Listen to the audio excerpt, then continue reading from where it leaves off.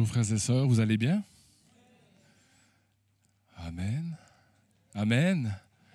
Ah, je crois que le Seigneur nous a vraiment bénis déjà depuis l'entrée de ce culte. Amen. Il nous fait du bien, il fait du bien à ton âme. Est-ce que tu le crois? Moi, il a fait du bien à mon âme ce matin. Vraiment, je remercie vraiment le Seigneur, le Saint-Esprit dans la direction qu'il a amené Pasteur Franck, vraiment de nous préparer à vraiment à recevoir sa parole, nous préparer vraiment à recevoir ce que le Saint-Esprit a préparé pour chacune de nos vies. Est-ce que tu sais que ce matin, le Seigneur a quelque chose pour ta vie? Le Seigneur veut t'emmener plus loin, toujours plus loin. Amen. Ce matin, je voudrais vraiment encourager l'Église et le message que je vais vous apporter, c'est « Prends et, pour certains, reprends courage, Jésus t'appelle. » Reprends courage, Jésus t'appelle. Est-ce que tu le crois ce matin? Amen. Je vais nous inviter, nous allons ouvrir la parole de Dieu dans l'évangile de Marc, chapitre 10, et le verset 46 à 52, nous allons ensemble faire la lecture, frères et sœurs.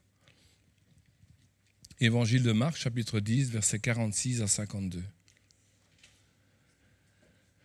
Ils arrivèrent à Jéricho, et lorsque Jésus en sortit avec ses disciples et une assez grande foule, le fils de Timée, Bartimée, mendiant aveugle, était assis au bord du chemin. Il entendit que c'était Jésus de Nazareth et se mit à crier « Fils de David, Jésus, aie pitié de moi !»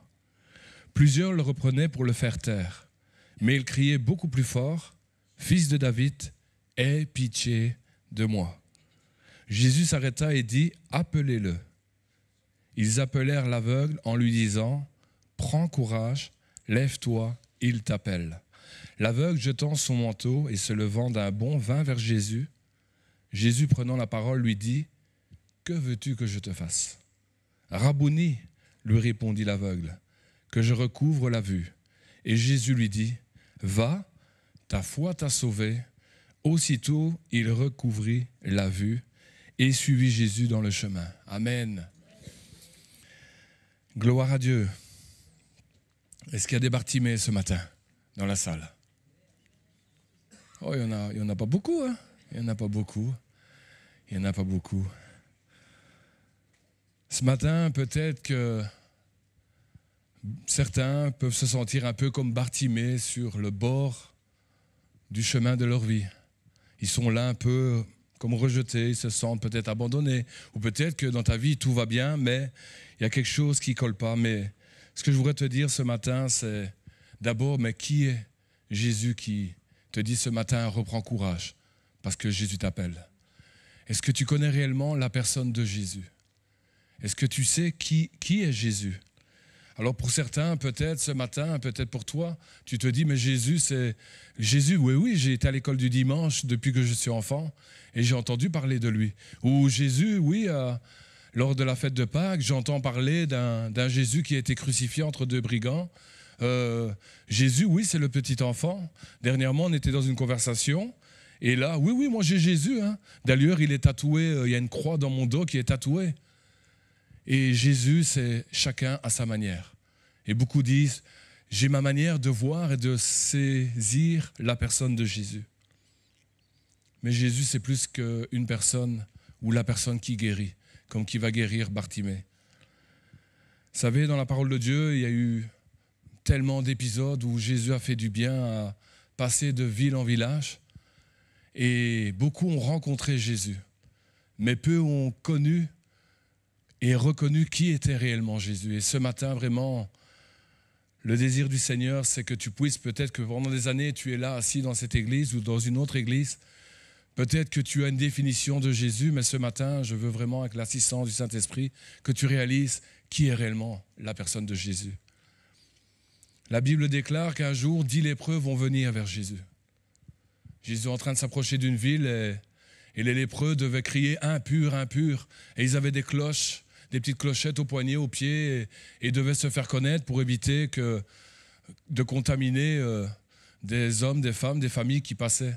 Et Jésus va à la rencontre de ces hommes, 10. Il va leur dire une chose, ils vont partir, faire et obéir à ce que Jésus leur demande de faire. Et un va revenir, un qui est étranger, un Samaritain va revenir vers Jésus. Et Jésus va poser une drôle de question. à ce lépreux qui ne l'est plus, qui est guéri. Les 9 autres n'ont-ils pas été guéris? Il sait qu'ils ont été guéris. Et le lépreux guéri va dire « oui, oui ». Et c'est étonnant, frères et sœurs, parce que si moi, lépreux, je suis guéri, j'ai envie de connaître comme lui-là qui est revenu près de Jésus, j'ai envie de connaître plus que la guérison, mais j'ai envie de connaître l'auteur de la guérison. Et il est venu, il s'est mis où? Il s'est mis à ses pieds. Ça vous parle, frères et sœurs? Dernièrement, pasteur Franck nous prêchait aux pieds de Jésus. Amen. Incroyable. Jésus, ce n'est pas simplement un homme et qui, à nos yeux, est celui qui nous guérit. Vous savez, à un moment donné, avant d'entrer dans les points, il y avait également à la croix. Beaucoup de ceux qui sont passés à l'école du dimanche, ils ont cette image-là de Jésus qui est là au milieu. À gauche, à droite, il y a 2 brigands. Mais ce qui est étonnant, frères et sœurs, c'est que les 2 brigands, dans un premier temps, dès qu'ils ont été crucifiés, vont insulter Jésus. Tous les 2. Un évangile ne nous en parle pas. Un autre évangile vient et dira, c'est ce que je vais vous dire tout de suite maintenant, mais 2 autres évangiles sont très clairs. Ils l'insultaient comme la foule insultait Jésus. Étonnant que cette foule insultait Jésus. Cette foule qui, une semaine auparavant, criait « Hosanna ». Hosanna, Jésus. Hosanna, roi des rois. C'est incroyable. Mais une semaine après, qu'est-ce qui se passe? Qu'est-ce qui s'est passé sur une semaine de temps? Comment, dans leur raisonnement, ces gens-là, cette foule, a pu changer? Et comment ce brigand qui est là en train d'insulter avec l'autre, Jésus, pour juste sauver sa vie, sauver sa peau littéralement, il va se passer quelque chose d'extraordinaire, frères et sœurs. Nous allons voir dans la vie de Bartimée, mais dans la vie de ce brigand, quelque chose de surnaturel est arrivé. Il a certainement observé Jésus. Le connaissait-il? Je ne sais. La finalité, c'est qu'il va être crucifié et que ces dernières heures, il va les passer à côté de Jésus. Et c'est la meilleure des choses qui a pu lui arriver dans sa vie, c'est d'être à côté de Jésus. À un moment donné, il va dire, alors que la logique dirait, on va vers la mort, lui, il va se tourner vers Jésus et il va lui déclarer, quand tu vas venir dans ton règne, souviens-toi de moi. Est-ce que c'est logique, franchement? Est-ce que c'est logique, quelqu'un qui est en train d'insulter un Jésus qu'il ne connaît pas va lui dire, quand tu vas entrer dans ton règne, Jésus, souviens-toi de moi. Jésus va se retourner, va le regarder, va lui dire, en vérité, je te le dis, aujourd'hui même, tu seras avec moi dans le paradis. Ce brigand a eu une révélation de qui est Jésus. Et ce matin, vraiment, avec l'assistance du Saint-Esprit, frères et sœurs, j'aimerais que chacun de cette salle et ceux qui vont écouter ce message dans les jours, dans les semaines qui vont suivre, puissent être conscients et avoir reçu cette révélation de la personne de Jésus-Christ. Amen. La première chose qui est importante, frères et sœurs, dans la vie de Bartimée, et c'est ce qu'il va vivre, cette dimension-là, il va avoir ce que j'appelle un rendez-vous divin. Et ce sera le premier point. Un rendez-vous divin. Ce matin, dis à ton âme, tu as rendez-vous avec le divin. Ce matin, tu as rendez-vous avec le divin. Tu n'as pas rendez-vous avec le petit Jésus de la crèche. Tu n'as pas rendez-vous avec le Jésus que toi, tu t'imagines. Tu n'as pas rendez-vous avec le Jésus, oh, je fais au nom du Père, du Fils, ou tout des signes un peu, voilà, selon ta tradition, selon ta culture. Ce matin, tu as rendez-vous avec le divin. Amen. Marc chapitre 10, verset 47, il entendit que c'était Jésus de Nazareth. Et il se mit à crier, « Fils de David, Jésus, aie pitié de moi. » Incroyable. Incroyable parce que cet homme est aveugle. Il n'a jamais vu faire des miracles Jésus. C'était incroyable, c'est que Jésus, les disciples, rentrent dans Jéricho. Pourquoi est-ce qu'il ne l'a pas vu en rentrant? Mais c'est à la sortie, il est en train de sortir de Jéricho, et c'est là que le mendiant, c'est là que l'aveugle, c'est là que Bartimée va se tenir. Et il va se tenir et il va dire quelque chose de remarquable. Fils de David. Il sort ça d'où, ce gars? Ce gars qui est rejeté. Les gens à l'époque, si vous étiez mendiant, aujourd'hui, il y a encore le chômage, aujourd'hui, il y a la mutuelle, aujourd'hui, il y a CPS. Et aujourd'hui, on est dans un pays vraiment qui, littéralement, coule le lait et le miel. Mais à cette époque-là, il était appelé comme ça d'ailleurs, le mendiant, l'aveugle. C'était vraiment péjoratif pour lui. Mais lui, dans son cœur, il avait eu une révélation. Il avait une révélation que le fils de David allait venir. Il avait une révélation dans son cœur que un jour viendra le Messie. Et il va crier, fils de David, fils de David. Alléluia. Est-ce que vous croyez que dans la parole de Dieu, des hommes ont eu des révélations de la sorte? Ah, il y en a beaucoup. Est-ce que tu as reçu une révélation de qui est Jésus? Nous allons lire dans Matthieu chapitre 16, 13 à 17. Jésus était arrivé dans le territoire de Césarée de Philippe.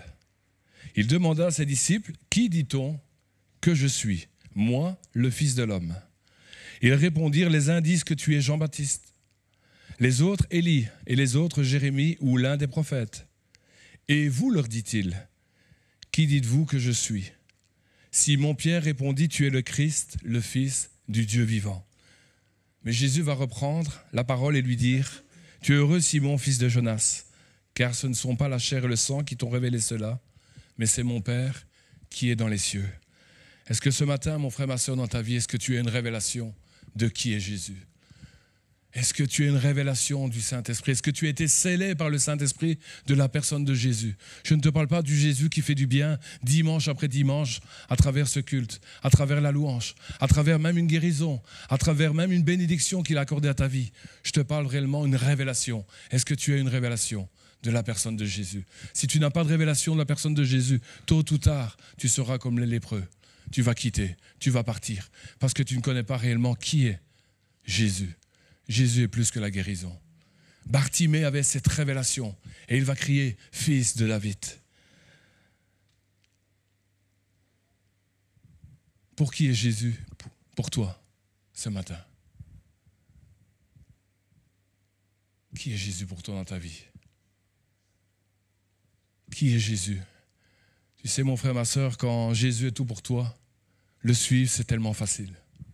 Mais quand Jésus n'est pas tout pour toi, c'est compliqué, ça devient de plus en plus compliqué.